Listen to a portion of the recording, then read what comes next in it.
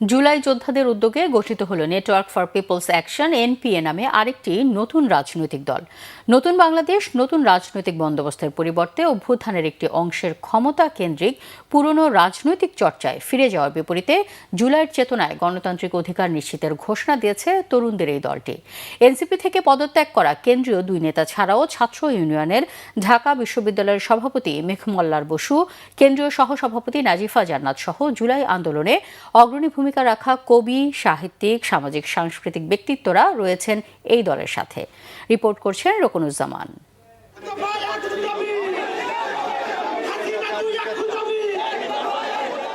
জুলাই আন্দোলনে এমন ভূমিকায় থাকা সাবেক ছাত্রনেতা আফজাল হোসেনের মতো অনেকেই যুক্ত হয়েছেন ৭১ আর জুলাইয়ের গণতান্ত্রিক চেতনায় সংগ্রাম চালিয়ে যাওয়ার ঘোষণা দেওয়া নতুন এই রাজনৈতিক প্ল্যাটফর্মে। শুক্রবার বিকেলে কেন্দ্রীয় শহীদ মিনারে জাতীয় সঙ্গীতের মধ্য দিয়ে শুরু হয় নতুন দলটির আত্মপ্রকাশের সংক্ষিপ্ত অনুষ্ঠান। অনুষ্ঠানের শুরুতেই স্বাগত বক্তব্যে নতুন এই রাজনৈতিক প্ল্যাটফর্মের প্রয়োজনীয়তা তুলে ধরেন জামাতের সাথে জোটে যাওয়ার ঘটনায় পদত্যাগ করা এনসিপির সাবেক কেন্দ্রীয় নেতা অনিক রায়। রাষ্ট্রের সাথে নাগরিকের সার্বিক সম্পর্কের কোনো রূপান্তর ঘটেনি, বরং সংস্কার প্রক্রিয়া সির্ফ অভিজাত শ্রেণীর মধ্যে আপোষ রফার একটি প্রক্রিয়ায় পুনর্বসিত হয়েছে। জুলাইয়ের যে আকাঙ্ক্ষাকে পদদলিত করে সেই পুরাতন রাজনৈতিক বন্দোবস্ত আবারও শুরু হয়েছে, তার বিরুদ্ধে লড়াইটাকে আমাদের সাথে এসে যুক্ত হন। ৭১-এর যে আমাদের অধরা স্বপ্ন, এটি গণতান্ত্রিক রাষ্ট্রের অধরা স্বপ্ন, সেই অধরা স্বপ্ন বাস্তবায়নে আপনারা আমাদের সাথে এসে যুক্ত হন। এরপর নতুন রাজনৈতিক প্ল্যাটফর্মটির ৩ জন মুখপাত্র সহ ১০১ জনের কেন্দ্রীয় কাউন্সিল ঘোষণা করা হয়। দলের মুখপাত্র হিসাবে থাকছেন ফেরদৌস আরা রুমি, ছাত্র ইউনিয়নের কেন্দ্রীয় নেতা নাজিফা জান্নাত এবং এনসিপি থেকে পদত্যাগ করা তুহিন খান। ৩ মুখপাত্র মিলে ঘোষণা করেন দলের ঘোষণাপত্র।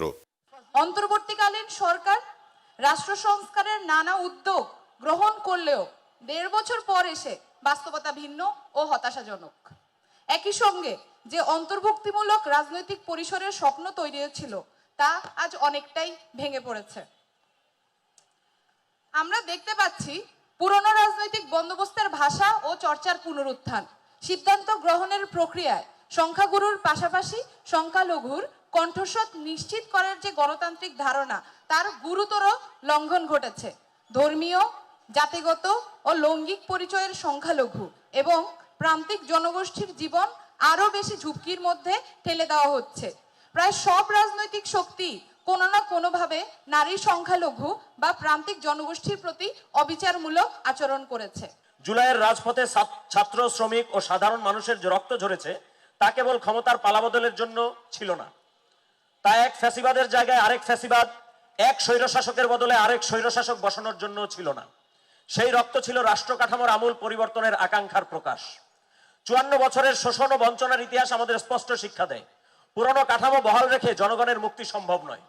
আজ যখন সাম্প্রদায়িক বিভাজন ও গণবিরোধী রাজনৈতিক শক্তি জাতীয় ঐক্য ভাঙতে তৎপর, তখন মুক্তিযুদ্ধ জুলাইয়ের আকাঙ্ক্ষা বাস্তবায়নের একমাত্র পথ হলো জনগণের নিজস্ব রাজনৈতিক শক্তি গড়ে তোলা। তরুণদের এই উদ্যোগে উপস্থিত ছিলেন জুলাইয়ের অভ্যুত্থানে গুরুত্বপূর্ণ ভূমিকা রাখা ফরহাদ মাজার সহ বিশিষ্টজনেরা। আন্তর্জাতিকভাবে এবং আঞ্চলিকভাবে আমরা নিরাপদ না। রকনুজ্জামান, বাংলা ভিশন, ঢাকা।